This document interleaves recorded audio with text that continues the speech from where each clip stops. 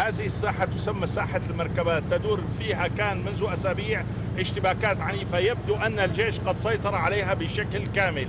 الآن نحن نتوجه بمواكبة من الجيش الحكومي والقوات الحكومية السورية أكثر داخل جوبر للاطلاع على الأوضاع فيها، خاصة بعدما ذكرت المصادر الرسمية أن هنالك قصف بالكيماوي مما أدى إلى أكثر من 40 إصابة بين جنود حكوميين بحالات اختناق نقلت بإسعاف إلى مشافي حكومية. رحلتنا التي استغرقت أكثر من 10 دقائق كانت محفوفة بالمخاطر، فأصوات رصاص القنص والقذائف ما زالت تسمع رغم تأكيد القوات الحكومية تقدمها داخل جوبر في الريف الشرقي لدمشق.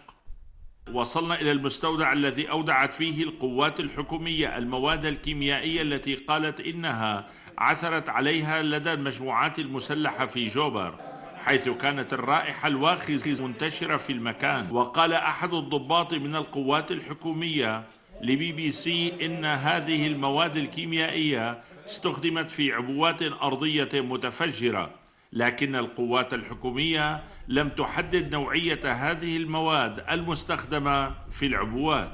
لا، ما وصلني ولا نتيجة، بس يعني هالأعراض اللي بتتوافق مع غاز سارين، بس إذا كان غاز تاني ما بعرف. بس إجاني أعراض تقبض حدقة، تقبض شديد بالحدقة، بطء نبض، بالإضافة إلى أعراض الضيق النفس، الحرقة، هي الأعراض السابقة يلي حكينا عنها. طبعا أنا هون عملت لي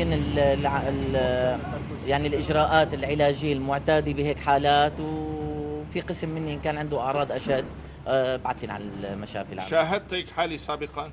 شفنا هيك حالات قبل. وين؟ مع سكرنا والله بشكل متنوع، مرة بدارية. تزامن ذلك مع وصول المفوضة السامية لشؤون نزع الأسلحة في الأمم المتحدة أنجيلا كين إلى دمشق لإجراء محادثات حول إمكانية دخول المفتشين التابعين للأمم المتحدة والمتواجدين في دمشق إلى منطقة الغوطة الشرقية في ريف العاصمة للتحقيق في استخدام الأسلحة الكيميائية في تلك المنطقة. وكان الأمين العام للأمم المتحدة بان كيمون قد دعا في بيان سابق الحكومة والمعارضة في سوريا للتعاون مع البعثة الأممية. كل ذلك يدفع بالأطراف المتصارعة على ساحة جوبر والريف الدمشقي إلى اعتماد معارك الكر والفر المعززة بالآليات والعناصر بهدف تحقيق انتصارات ميدانية سريعة.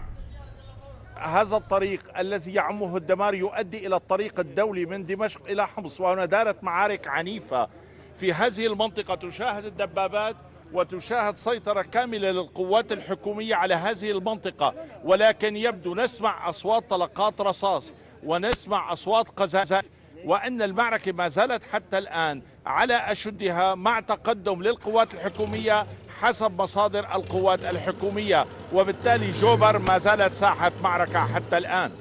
عساف عبود، بي بي سي، من مدينة جوبر التي هي ساحة اشتباكات في الغوطة الشرقية.